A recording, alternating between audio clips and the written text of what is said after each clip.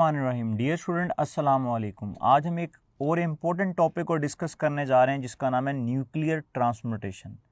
अगर मैं ये कहूँ कि हर साल इस टॉपिक में से एक एमसीक्यू आता है तो डियर स्टूडेंट ऐसा बिल्कुल गलत नहीं है। ये एक बहुत इंपॉर्टेंट टॉपिक है। जब आप पास पेपर को अच्छी तरह रिव्यूज़ करेंगे यूएचएस के तो आपको हर साल इस टॉपिक का एक एमसीक्यू लाजमी नज़र आएगा। तो इस टॉपिक को मैं बड़ी डिटेल में और थॉरली पढ़ाऊंगा और मैं कोशिश करूंगा कि मैं पास पेपर के अक्सर एमसीक्यूज़ बताऊं कि किस डिफ़िकल्टी लेवल के एमसीक्यूज़ न्यूक्लियर ट्रांसम्यूटेशन के अंदर आपसे पूछे गए हैं। तो डियर स्टूडेंट हम इस टॉपिक को स्टार्ट करते हैं। जैसा कि आपको टॉपिक के नेम से आइडेंटिफाई हो रहा है, न्यूक्लियर ट्रांसम्यूटेशन, न्यूक्लियस का अपनी एक शक्ल से दूसरी शक्ल के अंदर कन्वर्ट हो जाना। During radioactivity the conversion of a parent nuclei into a daughter nuclei, एक न्यूक्लियाई का रेडिएशन एमिट करके एक नई न्यूक्लियाई के अंदर बदल जाना क्या कहलाता है? Nuclear transmutation. तो डियर स्टूडेंट यहां पर मैं लिख भी देता हूं, कन्वर्जन ऑफ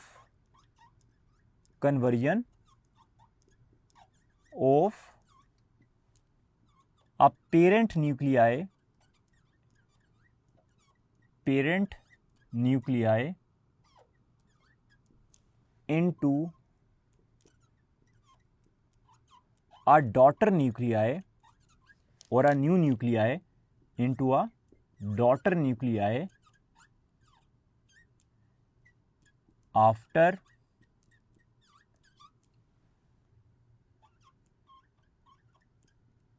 radiation emission या आफ्टर रेडियोएक्टिविटी।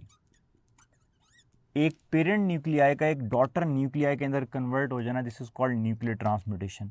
डियर स्टूडेंट मैंने आपको जैसा कि पहले भी बताया था, न्यूक्लियर ट्रांसम्यूटेशन रेडियोएक्टिविटी एक रैंडम प्रोसेस, एक स्पॉन्टेनियस प्रोसेस है और ये किसी भी फिजिकल और केमिकल जो है प्रॉपर्टी न्यूक्लियस की उसके ऊपर डिपेंड नहीं करता। टेम्परेचर या प्रेशर के बढ़ने से न्यूक्लियर ट्रांसम्यूटेशन पे या रेडिएशन की स्पीड पे कोई फर्क नहीं पड़ता। ये एक न्यूक्लियर फिनोमेना है। और दूसरी बात डियर स्टूडेंट मैं आपको बताता चलूँ, जितने भी न्यूक्लियर रिएक्शंस मैं आपको पढ़ाऊंगा वो तमाम लॉज को obey करेंगे। Law of conservation of energy, law of conservation of charge और law of conservation of momentum. मैं यहां पर लिख भी देता हूं, all nuclear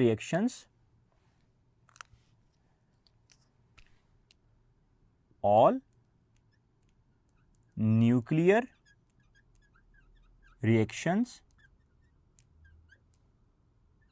obey law of conservation of charge, energy and momentum. जब मैं आपको एग्जांपल दूंगा तो साथ साथ आप ये ऑब्जर्व कर पाएंगे कि तमाम लॉ जो हैं वो ओबे हो रहे होते हैं। अब डियर स्टूडेंट हमारे पास जो रेडिएशंस एमिट होती हैं एक रेडिएक्टिव एलिमेंट में से वो तीन तरह की हैं, अल्फा, बीटा और गैमा। तो सबसे पहले डियर स्टूडेंट हम बात करते हैं अल्फा डिके की, कि जब अल्फा रेडिएशंस एमिट होती हैं तो फिर क्या होता है। हमारी बुक ने हेडिंग नहीं बनाई, हम इसको हेडिंग की फॉर्म में करेंगे। सबसे पहले हम बात करेंगे अल्फा डिके की। अल्फा, जब अल्फा किसी भी न्यूक्लियाई के अंदर से बाहर आएगा तो जो नया डॉटर न्यूक्लिया बनेगा वो किस तरह का होगा, तो इसको मैं आपको इस फिगर के ज़रिए भी समझा सकता हूँ। अगर आप देखें तो पेरेंट न्यूक्लियाई जब डॉटर न्यूक्लियाई में कन्वर्ट हुआ है और साथ में अल्फा पार्टिकल एमिट हुआ है, आप लोगों को अच्छी तरह याद है जो अल्फा पार्टिकल है बेसिकली वो पॉजिटिव हीलियम न्यूक्लियाई है। तो जब मैं यहाँ पर लिख भी देता हूँ XAZ, ये हमारे पास एक पेरेंट न्यूक्लियाई है जिसका एटॉमिक मास A और Z उसका एटॉमिक नंबर है, Z उसका एटॉमिक नंबर और चार्ज नंबर है और A उसका एटॉमिक मास है। अब जब उसमें से अल्फा पार्टिकल डिके होगा, अल्फा जो है वो पॉजिटिव हीलियम न्यूक्लियाई है He42, तो इस एटॉमिक मास में से 4 मतलब अल्फा पार्टिकल जब निकला है तो एटॉमिक मास में से 4 निकल गया। तो हम यहाँ पर जो डॉटर न्यूक्लिया बनेगा उसमें लिखेंगे A-4, atomic mass decrease by 4। आप ये भी कह सकते हैं कि जब अल्फा पार्टिकल एमिट होगा या अल्फा डिके होगा तो उस वक्त जो डॉटर न्यूक्लिया बनेगा उसमें एटॉमिक मास डिक्रीज बाय 4 होगा और atomic number is decrease by 2, क्योंकि अगर आप देखें तो यहाँ से 2 निकल रहे हैं, चार्ज नंबर की जगह 2 एटॉमिक नंबर की जगह। तो आपने ये दो बातें याद रखनी है जो भी मैंने आपके सामने बोली हैं। जब भी अल्फा डिके होगा तो 2 प्रोटॉन्स और 2 न्यूट्रॉन्स निकलेंगे। अगर आप इस फिगर को देखें तो आपको इस फिगर के अंदर, या फिर अगर आप इस फिगर को देखें तो आपको दोनों के अंदर क्लियर हो रहा होगा। अगर आप इस फिगर को देखें तो जो मैंने दूसरी वाली आपको दिखाई है, इसमें आपको कई ग्रीन और पिंक ब्लॉक्स नज़र आ रहे होंगे। और अगर आप ध्यान से देखें, जैसे ही इसके अंदर से एक अल्फ़ा पार्टिकल निकला, अभी आप लोगों ने देखा, दोबारा अगर आप इसको देखें, जैसे ही इसके अंदर से एक अल्फ़ा पार्टिकल निकला तो इसके अंदर से 2 ग्रीन ब्लॉक और 2 पिंक ब्लॉक बाहर आए। और ऊपर अगर आप देखें तो पिंक ब्लॉक प्रोटॉन को शो कर रहा है और ग्रीन ब्लॉक न्यूट्रॉन को शो कर रहा है। तो मतलब अल्फ़ा पार्टिकल जब निकलेगा तो 2 प्रोटॉन और 2 न्यूट्रॉन निकलेंगे। 2 प्रोटॉन ये आ गए और ये 4, 2 + 2 4 प्रोटॉन और न्यूट्रॉन का सम आ गया। तो आपने याद रखना है, अल्फा डिके में 2 प्रोटॉन और 2 न्यूट्रॉन निकलते हैं। और एटॉमिक मास डिक्रीज, मैं यहाँ पर लिख देता हूँ, एटॉमिक मास या mass number, atomic mass decrease by 4, ये वाली बात यूएचएस के अंदर एज ए एमसीक्यू भी बन के आई हुई है। एटॉमिक मास डिक्रीज बाय 4 और चार्ज नंबर और एटॉमिक नंबर डिक्रीज बाय 2। और हमारी बुक इसकी आपको एक एग्जांपल भी देती है। वो एग्जांपल ये है, जिस तरह कि मैंने आपको टेबल के अंदर भी बताया था, जो अल्फा डिके है, अगर यहाँ पर एक रेडियम है, उसका न्यूक्लियर 22688, जब इसके अंदर से, आपकी बुक की एग्जांपल है, जब इसके अंदर से अल्फा पार्टिकल निकलेगा, अल्फा पार्टिकल क्या है? Positive helium nuclei, not atom. अगर न्यूक्लियाई ने एटम बनना है तो आपको उसको 2 इलेक्ट्रॉन्स देने पड़ेंगे, वो 2, ये पॉजिटिव 2 है, 2 इलेक्ट्रॉन कैप्चर करेगा तो ये एटम बनेगा, वरना ये न्यूक्लियाई है। अच्छा, अब ये क्या बनेगा? जब इसमें से 4 निकल गया, अल्फा पार्टिकल निकला, तो 226 में से 4 कम करें, क्या आएगा? 226 में से जब 4 कम करेंगे, यहाँ पे आएगा रेडॉन 222, चार्ज नंबर 2 निकल गया, तो यहाँ पे 82 में से 2 कम करें, यहाँ पर क्या आएगा? 86। डियर स्टूडेंट, अगर आप ध्यान से देखें, 222 + 4 226, बैलेंस करें अगर आप इसको, law of conservation of mass, charge, energy और मोमेंटम के साथ मास भी कंजर्व है। अगर आप 86 को 2 में ऐड करें, अगर मैं 86 को 2 में ऐड करूं तो क्या बन रहा है? 88। इस तरह डियर स्टूडेंट, जिस तरह मास कंजर्व रह रहा होता है, वैसे चार्ज और मोमेंटम और एनर्जी भी कंजर्व रह रहे होते हैं, लेकिन वो हमारे कोर्स का पार्ट नहीं है, तो इसलिए हम उसको फिलहाल प्रूव नहीं करेंगे। ठीक है, तो आपने याद रखना है, अल्फा पार्टिकल जब भी निकलेगा, atomic mass decrease by 4 and atomic number decrease by 2। Dear student, जिस तरह हम लोगों ने अल्फा डिके की बात की, अब वैसे ही हम बात करते हैं बीटा डिके की। बीटा पार्टिकल जो कि एक फास्ट मूविंग इलेक्ट्रॉन है। जब ये फास्ट, पहली बात तो ये कि alpha beta gamma nuclear radiations हैं, और न्यूक्लियस के अंदर प्रोटॉन्स और न्यूट्रॉन्स होते हैं। तो न्यूक्लियस के अंदर से एक इलेक्ट्रॉन, बीटा पार्टिकल जो कि एक फास्ट मूविंग इलेक्ट्रॉन है, अब हमने इस पहेली को सॉल्व करना है कि एक बीटा पार्टिकल जो है वो न्यूक्लियस के अंदर से कैसे निकल सकता है। तो डियर स्टूडेंट, सबसे पहले मैं आपको ये बताता चलूँ कि सबसे पहले हमें ये जानना है कि इलेक्ट्रॉन न्यूक्लियस के अंदर क्या कर रहा है और वो कैसे एमिट होगा बीटा पार्टिकल। तो डियर स्टूडेंट, बेसिकली होता ये है कि जैसा कि आप लोगों को पता है कि न्यूक्लियस के अंदर प्रोटॉन और न्यूट्रॉन होते हैं। जब एक न्यूट्रॉन ब्रेक होता है, न्यूट्रॉन टूटता है, अगर मैं यहाँ पे लिखूँ एक न्यूट्रॉन N10 न्यूट्रॉन, जब न्यूट्रॉन जो कि न्यूट्रल पार्टिकल है, जब ये ब्रेक होगा तो एक प्रोटॉन बनेगा और साथ ही साथ एक हमारे पास इलेक्ट्रॉन बनेगा, जिसको मैं बीटा पार्टिकल बोलूँगा। साथ एनर्जी को कंजर्व करने के लिए एंटी न्यूट्रिनो, एक पार्टिकल है जो कि सिर्फ यहाँ पर इसका काम एंटी न्यूट्रिनो, हमारी बुक में इसको डिस्कस नहीं किया हुआ, आप भी इसको डिस्कस नहीं करेंगे, वैसे ही मैंने यहाँ पर इस इक्वेशन को एनर्जी बैलेंस के हिसाब से पूरा करने के लिए यहाँ पर लिख दिया, ये एंटी न्यूट्रिनो है। अगर आप देखें तो यहाँ पर 1 और यहाँ पे 0, 1 + 0 1, 1 - 1 0 के इक्वल है।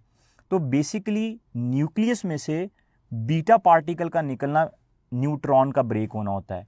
जब एक न्यूट्रॉन टूटेगा तो प्रोटॉन न्यूक्लियस के अंदर ही, मतलब एक न्यूट्रॉन प्रोटॉन में कन्वर्ट हो गया और ये बीटा पार्टिकल बाहर आ गया। अब जब मैं इसको रिएक्शन की फॉर्म में लिखूंगा, न्यूक्लियर रिएक्शन की फॉर्म में, तो मैं इसको यूं लिखूंगा डियर स्टूडेंट, ज़रा देखिएगा, जैसा कि आपको यहाँ पर शो भी हो रहा है, XAZ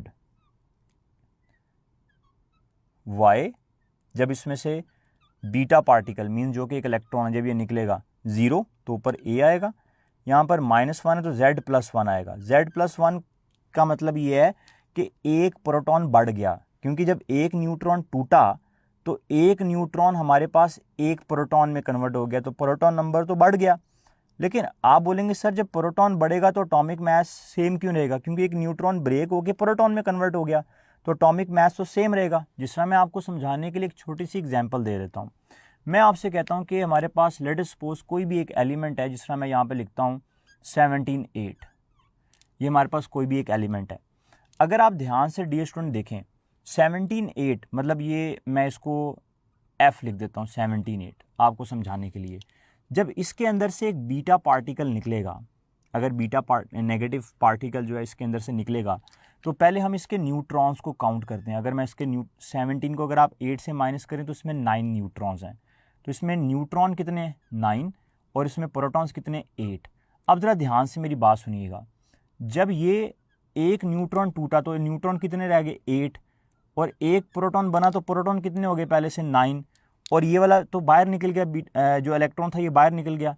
अगर आप 9 को 8 में ऐड करें या 8 को 9 में ऐड करें तो आपके पास एटॉमिक मास तो सेम आ रहा है, मतलब प्रोटॉन और न्यूट्रॉन का सम अभी भी आपके पास वही आ रहा है। तो एटॉमिक मास सेम रहेगा लेकिन प्रोटॉन एक बढ़ जाएगा। तो ये हमारे पास न्यूट्रॉन आ गए पहले से, और ये हमारे पास क्या आ गए प्रोटॉन आ गए, प्रोटॉन एक बढ़ गया। तो आपसे यहाँ पर यह भी क्वेश्चन हो सकता है, जब बीटा नेगेटिव डिके होगा, beta negative means electron decay होगा, तो न्यूट्रॉन कम होंगे प्रोटॉन बढ़ेंगे लेकिन एटॉमिक मास सेम रहेगा। हाँ, मैं यहाँ पर आपसे ये ज़रूर पूछ सकता हूँ कि प्रोटॉन टू न्यूट्रॉन रेशो ये इंक्रीज होगी, ये पहले से ज़्यादा होगी प्रोटॉन टू न्यूट्रॉन रेशो, और न्यूट्रॉन टू इसको आप ग्रेटर देन 1 कह लें या इंक्रीज कह लें, इसको मैं इंक्रीज कह देता हूँ। प्रोटॉन बढ़ेगा तो proton to neutron ratio increase होगी, और neutron to proton ratio decrease होगी, इट इज़ डिक्रीज, जब हमारे पास नेगेटिव डिके होगा, बीटा नेगेटिव डिके होगा। इसको बीटा नेगेटिव क्यों बोल रहा हूँ? क्योंकि इलेक्ट्रॉन बीटा डिके दो तरह का होता है, जिस तरह कि मैंने आपको टेबल में बताया था, बीटा पॉजिटिव और बीटा नेगेटिव। तो डी स्टूडेंट याद रखना है, जब भी बीटा पार्टिकल निकलेगा, अब इसी फिगर को मैंने अगर आपको देखें तो इसमें प्रोटॉन और न्यूट्रॉन और साथ में एक इलेक्ट्रॉन है। और अगर आप इस फिगर को ध्यान से देखें तो जो ग्रीन वाला बॉक्स है, अगर आप इस फिगर को ध्यान से देखें तो ग्रीन वाला बॉक्स पिंक हो गया और उसमें से एक इलेक्ट्रॉन निकल गया। तो ग्रीन वाला बॉक्स क्या था? न्यूट्रॉन, मतलब न्यूट्रॉन टूटा तो इलेक्ट्रॉन बाहर आ गए। इस फिगर को मैंने आपको विजुअलाइज करने के लिए बताया हुआ ताकि आप अच्छे से अंडरस्टैंड कर पाएँ। अगर आप इस फिगर को ध्यान से देखें तो जो ग्रीन वाला ब्लॉक है जो कि न्यूट्रॉन था वो पिंक हो गया, प्रोटॉन बन गया, और इलेक्ट्रॉन ब्लू वाला जो है वो बाहर निकल गया। तो याद रखना है, न्यूक्लियस में से इलेक्ट्रॉन का क्या काम है? बेसिकली न्यूट्रॉन टूटेगा तो एक इलेक्ट्रॉन बनेगा और प्रोटॉन ऐड हो जाएगा तो चार्ज नंबर 1 बढ़ जाएगा। तो आपने जब भी इसके न्यूक्लियर रिएक्शन की बात करनी है, आपने जब भी एक बीटा नेगेटिव इलेक्ट्रॉन बाहर निकलेगा तो चार्ज नंबर 1 इंक्रीज हो जाएगा। हमारी बुक ने इसकी भी एक एग्जांपल दी है हमारे पास, इसकी एग्जांपल है थोरियम 23490। जब थोरियम 23490 में से बीटा डिके होगी, बीटा नेगेटिव डिके, तो डियर स्टूडेंट प्रोटेक्टीनियम बनेगा। ये हमारी बुक की एग्जांपल है। बीटा डिके होने से एटॉमिक मास पर कोई फर्क नहीं पड़ेगा, 234 आ जाएगा, और एटॉमिक नंबर 1 बढ़ जाएगा क्योंकि प्रोटॉन नंबर 1 बढ़ा, जिस तरह कि मैंने आपको बड़ी डिटेल के अंदर बताया। तो डियर स्टूडेंट आपने ये पॉइंट याद रखना है जो मैं आपसे डिस्कस कर रहा हूँ कि जब भी बीटा डिके होगी, when ever the beta decay occur, atomic mass remain same, atomic mass same रहेगा, और charge number mean Z, charge number increase by 1। Beta negative decay की बात हो रही है, चार्ज नंबर इंक्रीज बाय 1। तो डियर स्टूडेंट ये दोनों पॉइंट आपने याद रखनी है। एक और टेक्निकल पॉइंट मैं आपको यहाँ पर बताता चलूँ, अगर आप देखें तो पेरेंट न्यूक्लियर का एटॉमिक मास और डॉटर न्यूक्लियर का एटॉमिक मास सेम है। अगर पेरेंट और डॉटर का न्यूक्लियर का एटॉमिक मास सेम है तो ये दोनों आइसोबार्स कहलाएंगे, क्योंकि आइसोबार्स वो होते हैं जिनका एटॉमिक मास सेम होता है। तो याद रखिएगा, जब भी बीटा नेगेटिव होगी तो पेरेंट और डॉटर न्यूक्लियर जो है उनको आप क्या बोलेंगे? Isobars. In beta decay, beta negative decay, parent and daughter nuclei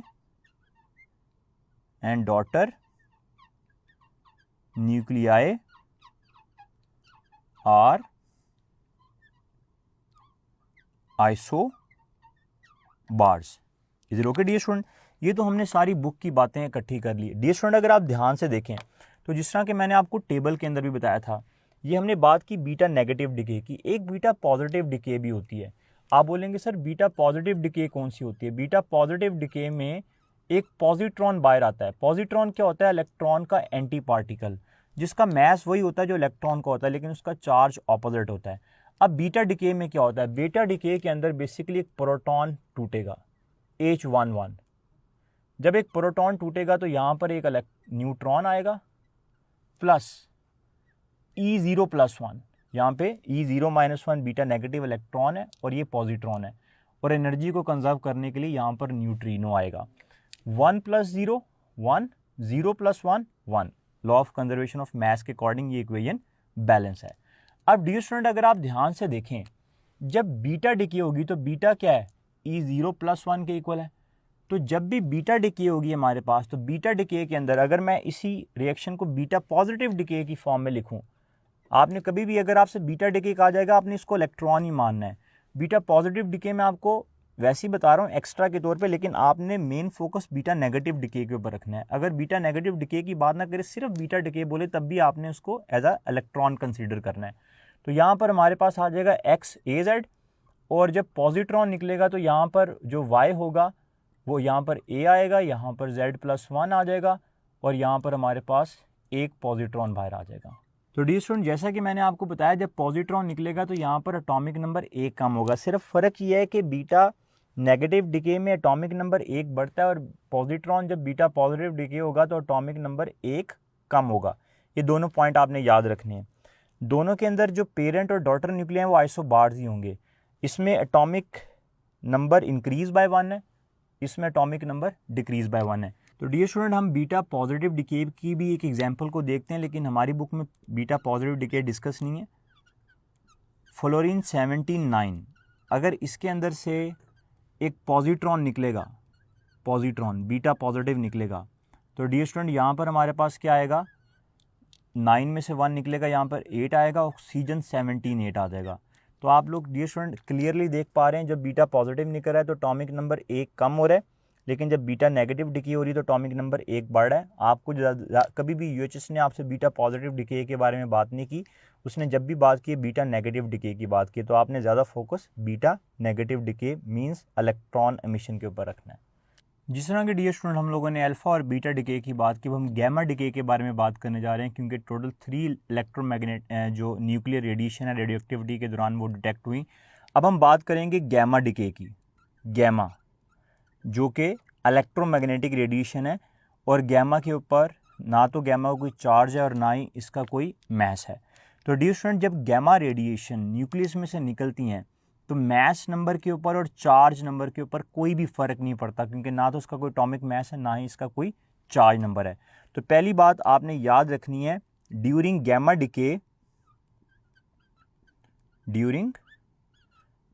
decay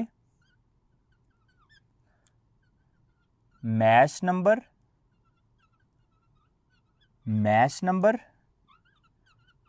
and charge number of nuclei remain same। तो जिस तरह कि आप लोगों ने देखा अल्फा डिके के दौरान हमने पढ़ा कि अल्फा कैसे डिके होता है, बीटा कैसे डिके होता है। अब गैमा का डिके कैसे, मतलब गैमा कैसे डिके होगा? तो गैमा डिके की रिजेंबलेंस बिल्कुल वैसी है जिस तरह के डियर स्टूडेंट आप लोगों ने ये पढ़ा है, जब हम एनर्जी देते हैं एक इलेक्ट्रॉन, जब एक एटम का ग्राउंड स्टेट का इलेक्ट्रॉन एनर्जी अब्जॉर्ब करके अपनी एक्साइटेड स्टेट में जाता है, और जब वो एक्साइटेड स्टेट से दोबारा डी एक्साइट होकर ग्राउंड में आता है तो वो लाइट का एक फोटोन एमिट करता है, जिसकी एनर्जी हम फाइंड करते हैं फॉर्मूला HF = E2 - E1 से। तो ये आप लोगों ने देखा, जब एक इलेक्ट्रॉन ग्राउंड से एक्साइटेड स्टेट में जाता है तो हम बोलते हैं एटम बिकम्स एक्साइटेड, और जब वो इलेक्ट्रॉन एक्साइटेड से ग्राउंड में आता है तो वो एक लाइट एमिट करता है in the form of photon. Is it okay?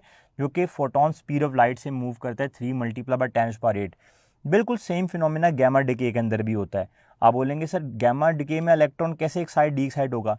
यहाँ पर इलेक्ट्रॉन एक्साइट डी एक्साइट मतलब इलेक्ट्रॉन ग्राउंड से एक्साइटेड में नहीं जाता, बल्कि यहाँ पर न्यूक्लियस एक्साइटेड होता है। जब एक एटॉमिक न्यूक्लियाई या एक पेरेंट न्यूक्लियाई जब अल्फा या बीटा रेस को, बीटा पार्टिकल्स को एमिट करता है, तो वो एक एक्साइटेड स्टेट में चला जाता है, और उसकी एक्साइटेड स्टेट एक अनस्टेबल स्टेट है। वो फ़ौरन से दोबारा अपनी उसी स्टेट में, स्टेबल स्टेट में आता है। तो जब वो अपनी स्टेबल स्टेट में आएगा तो अपनी जिस तरह एक इलेक्ट्रॉन अपनी एक्साइटेड से ग्राउंड स्टेट में आया है, बिल्कुल वैसे ही जब एक न्यूक्लियस अपनी अनस्टेबल से स्टेबल स्टेट में आएगा, या फिर आप ये भी कह सकते हैं जब एक न्यूक्लियस अपनी एक्साइटेड स्टेट से अनएक्साइटेड स्टेट में आएगा तो न्यूक्लियस जो रेज एमिट करेगा वो गैमा रेज की फॉर्म में होंगी। तो आपने याद रखना है गैमा रेज एटॉमिक रेडिएशन नहीं है बल्कि ये न्यूक्लियर रेडिएशन है, एक्स रेज एटॉमिक रेडिएशन है। तो यहाँ पर मैं लिख भी देता हूँ जिस तरह कि आपको फिगर के अंदर भी रिप्रेजेंट हो रहा है, ए के ऊपर जो स्टार बना हुआ है एक्स ए जेड, इसके ऊपर मैंने एक स्टार बनाया हुआ है क्योंकि ये एक्साइटेड न्यूक्लियस है, एक्साइटेड न्यूक्लियस अल्फा और बीटा एमिट करने के बाद न्यूक्लियस एक अनस्टेबल स्टेट में चला जाता है, उसको बोलेंगे अनस्टेबल एक्साइटेड न्यूक्लियर, स्टेट को बोलेंगे अनस्टेबल स्टेट। तो जब ये अपनी एक्साइटेड न्यूक्लियर दोबारा अपनी ग्राउंड स्टेट के अंदर आएगा, एक्स ए जेड ये इसकी ग्राउंड स्टेट है, तो ये साथ ही साथ गैमा रेज एमिट करेगा, गैमा रेज जो कि इलेक्ट्रोमैग्नेटिक रेडिएशन है। इलेक्ट्रोमैग्नेटिक स्पेक्ट्रम में गैमा रेज की एनर्जी सबसे ज़्यादा होती है 1 मेगा इलेक्ट्रॉन वोल्ट, और इसकी स्पीड लाइट की स्पीड के बराबर होती है 10⁸ मीटर पर सेकेंड। लेकिन डियर स्टूडेंट इस टॉपिक में आपने सबसे इंपॉर्टेंट बात ये याद रखनी है कि गैमा डिके के दौरान एटॉमिक मास पे और चार्ज नंबर के ऊपर कोई फ़र्क नहीं पड़ता। डियर स्टूडेंट अब हम इसी टॉपिक न्यूक्लियर ट्रांसम्यूटेशन से रेलिवेंट कुछ इंपॉर्टेंट एमसीक्यूज़ की बात करते हैं। जिस तरह कि आपके सामने एक एमसीक्यू है, nuclear a naturally occurring radioactive element decayed 2 alpha particle, which one of the following represent the status of daughter element with respect to atomic mass and charge number। अगर 2 अल्फा पार्टिकल अमिट हुए हैं x ए Z जो कि एक element है, अगर इसमें से 2 अल्फा पार्टिकल अमिट हुए हैं He42, लेकिन ये हमारे पास बेसिकली 2 अल्फा पार्टिकल हैं, 2 एक नहीं 2, तो 2 × 4 8 हो जाएगा और 2 × 2 4 हो जाएगा। तो एटॉमिक मास कितना डिक्रीज़ होगा A-8 और 2 × 2 4, तो एटॉमिक नंबर कितना डिक्रीज़ होगा 4, Z-4। तो इस रिस्पेक्ट से हमारे पास जो राइट ऑप्शन बनेगी डियर स्टूडेंट वो बनेगी beta, Z decrease by 4 and atomic mass A decrease by 8, right option is beta. A uranium isotope uranium 234 92 होता है उसका atomic number, undergoes an alpha decay and 1 beta decay, which one is the atomic number of the final product. Usually आपने याद रखना है uranium 234, 235 and 238 ये 3 isotope हैं, सबका एटॉमिक आइसोटॉप के चार्ज नंबर सेम होते हैं 92 92। तो जब यूरेनियम 234 92 में से एक अल्फा पार्टिकल एमिट हुआ है और एक बीटा एमिट हुआ है, तो डियर स्टूडेंट जब इसमें से एक अल्फा एमिट होगा तो आप मुझे बताएं अल्फा के एमिट होने से यहाँ से ऊपर से 4 कम होगा, इधर 230 आ जाएगा और चार्ज नंबर कितना आ जाएगा 90 आ जाएगा, ये कोई भी बन जाएगा, इसको आप लेट सपोज एक्स बोल लें। और जब इसमें से एक बीटा एमिट होगा बीटा, इसको आप वाई बोल लें, तो यहाँ पे 230 एज इट इज़ रहेगा और 90 क्या हो जाएगा, चार्ज नंबर एक बढ़ जाएगा जिस तरह कि मैंने आपको बीटा के अंदर बताया, तो यहाँ पे चार्ज नंबर हो जाएगा 91, चार्ली ऑप्शन आ जाएगी। डियर स्टूडेंट अगर आप इस एमसीक्यू को देखें तो इसमें आपसे कहा जा रहा है the end product of the decay of thorium 232 92 is Pb20882। The number of alpha and beta particles emitted are. आपने इसमें देख के बताना है कि अल्फा और बीटा पार्टिकल कितने एमिट होंगे। तो उसने हमें बोला है थोरियम 232 90, ये कन्वर्ट किस में हुआ है, ये कन्वर्ट हुआ है Pb208 82 के अंदर। अब डियर स्टूडेंट अगर आप ध्यान से देखें तो एटॉमिक मास से हम अंदाज़ा लगाएंगे कि अल्फा पार्टिकल कितने एमिट हुए हैं, क्योंकि बीटा पार्टिकल के दौरान एटॉमिक मास सेम रहता है। 232 और 208 में डिफरेंस है 24 का। 24 का डिफरेंस हमें ये बताता है कि 6 अल्फा पार्टिकल निकले हैं, 6 × 4 24 होता है। तो 6 अल्फा पार्टिकल जब निकलेंगे, पहले हमने अल्फा पार्टिकल देखने हैं, 6 अल्फा पार्टिकल जब निकलेंगे तो यहाँ पर आ जाएगा जो भी एक्स न्यूक्लियर बनेगा 208, और जब इस 90 के अंदर से ये वाला जो 90 है जब इसमें से 12 कम करूँगा 6 × 2 12, तो यहाँ पर आ जाएगा 78।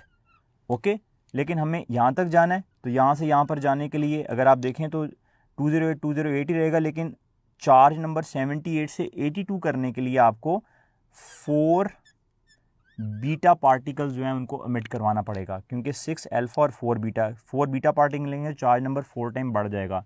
तो यहाँ पर आएगा 6 अल्फा एंड 4 बीटा। तो यहाँ पे सिंपल टेक्निक आपने याद रखनी है एटॉमिक मास को देख के आपने अल्फा पार्टिकल का अंदाज़ा लगाना है, फिर जो प्रोडक्ट आएगी उससे देखना है कि फाइनल प्रोडक्ट और उस प्रोडक्ट में एटॉमिक नंबर में कितना फ़र्क है, क्योंकि बीटा पार्टिकल की तरह एटॉमिक मास चेंज नहीं होता, एटॉमिक नंबर चेंज होता है। तो यहाँ पे राइट ऑप्शन आएगी 6 alpha and 4 beta particle. Which is the following is form during beta emission? Isobars. मैंने आपको बताया भी था लेक्चर के दौरान, जब भी बीटा मिट होता है तो अल्फा पार्टिकल जो पेरेंट और डॉटर न्यूक्लियर होता है उसका एटॉमिक मास सेम होता है, क्योंकि बीटा पार्टिकल सिर्फ एटॉमिक नंबर चेंज करता है, और अगर एटॉमिक मास सेम हो, एटॉमिक नंबर डिफरेंट हो, उनको बोलते हैं isobars. Right option is alpha. A nucleus of polonium-218 PO21884 emits an alpha particle. The next two elements in the radioactive decay chain emit a beta particle. पहले उसने alpha particle emit किया, then next to element in the radioactive chain emit a beta particle. What मतलब next to में beta particle emit हुआ है। What would be the resulting nucleus after these 3 decays have occurred? मतलब एक alpha और 2 beta. Polonium में से एक अल्फा और 2 बीटा एमिट करवाने हैं। PO21884 में से एक अल्फा और 2 बीटा एमिट करवाने हैं। जब एक अल्फा निकलेगा तो यहाँ पर हमारे पास क्या आ जाएगा 214, और यहाँ पर हमारे पास क्या आ जाएगा 82। जब 2 बीटा निकलेंगे तो 2 बीटा के निकलने से 214 एज इट इज रहेगा, और 82 पहले से क्या हो जाएगा 84 हो जाएगा। तो यहाँ पर आ जाएगा 21484, जो कि हमारे पास राइट ऑप्शन बनेगी बीटा। नेक्स्ट क्वेश्चन को अगर आप देखें, a bismuth nucleus emit a beta particle and a product polonium nucleus emit an alpha particle according to the equation. अगर आप इस इक्वेशन को देखें, ये बड़ा टेक्निकल क्वेश्चन है, इसको ध्यान से देखिएगा। यहाँ पर बिस्मथ है, बिस्मथ पी और क्यू लिखा हुआ है यहाँ पर, और जो पोलोनियम है उसके साथ लिखा हुआ है आर और एस, और पी भी जो फाइनल प्रोडक्ट है उसके साथ लिखा हुआ है 208 एंड 82। अब डियर स्टूडेंट अगर आप ध्यान से देखें, उसने बोला कि पहले a bismuth nucleus emit a beta particle, इसने बीटा पार्टिकल एमिट करना है, बीटा इसने एमिट करना है, और जो पोलोनियम है उसने अल्फा पार्टिकल एमिट करना है। Is it okay? तो डियर स्टूडेंट अगर हम इस सीक्वेंस को देखें अल्फा पार्टिकल और बीटा, तो हमें स्टार्ट करना पड़ेगा यहाँ से, और इसके अकॉर्डिंग फिर हमें यहाँ पर अंदाज़ा लगाना पड़ेगा।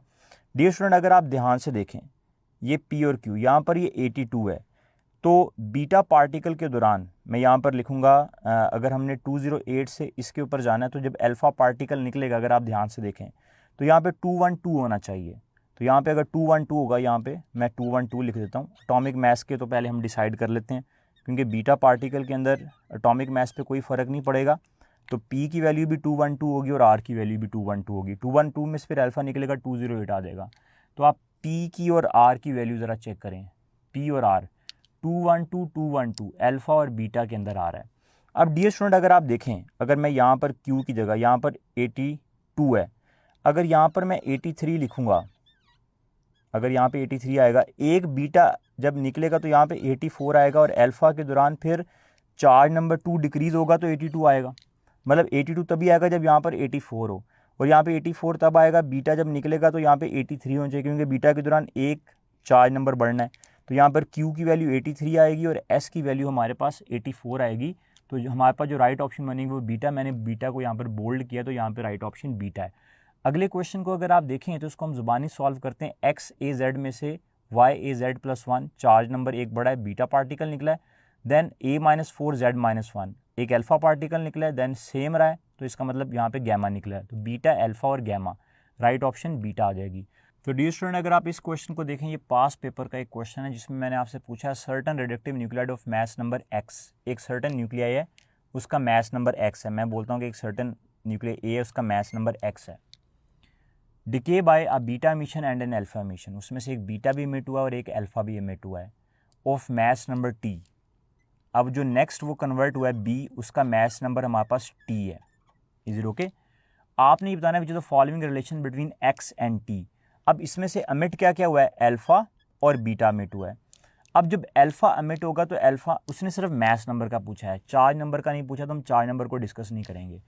अगर ये एक्स है, बीटा से तो मास नंबर में कोई फ़र्क नहीं पड़ता। अगर अल्फा एमिट होगा तो टी किसके इक्वल आएगा, एक्स माइनस 4 के, क्योंकि इस एक्स में से 4 कम हो गए तभी नया बनेगा। तो T is equal to what, x minus four, T is equal to X minus four, हमारे पास ऑप्शन नहीं है। तो अगर मैं यहाँ से x को देखूँ तो वो किसके इक्वल होगा, t plus four, x is equal T plus four, जो कि हमारे पास ऑप्शन बन रही है x is equal T plus four is the beta option. तो यहाँ पे जो राइट ऑप्शन आएगी वो हमारे पास आएगी बीटा।